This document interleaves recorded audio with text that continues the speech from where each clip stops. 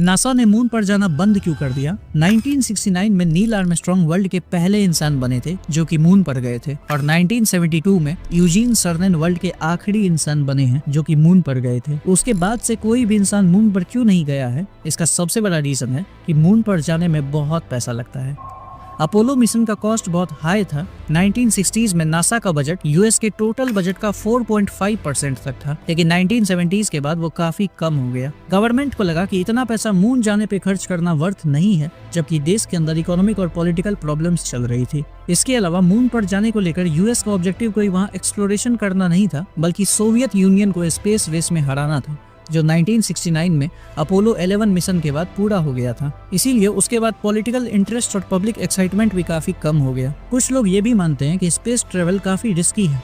Apollo 13 mission लगभग fail हो गया था, इसीलिए लोगों को लगा कि इन मिशंस के थ्रू एस्ट्रोनॉट की जान पे काफी खतरा हो जाता है। इसीलिए मून के बाद नासा ने दूसरे प्रोजेक्ट्स पर ध्यान दिया, जैसे स्काई लैब जो अमेरिका का पहला स्पेस स्टेशन बना। इसके अलावा नासा ने रीयूजेबल स्पेस क्राफ्ट भी बनाया और सैटेलाइट और डीप स्पेस मिशंस किए। लेकिन अब नासा वापस मून पर जाने की प्लानिंग कर रहा है आर्टेमिस प्रोग्राम के थ्रू। इस बार का गोल है पहली बार मून पर एक वुमेन एस्ट्रोनॉट को भेजना, लॉन्ग टर्म मून पर बेस बनाना और वहां से आगे मार्स तक जाना।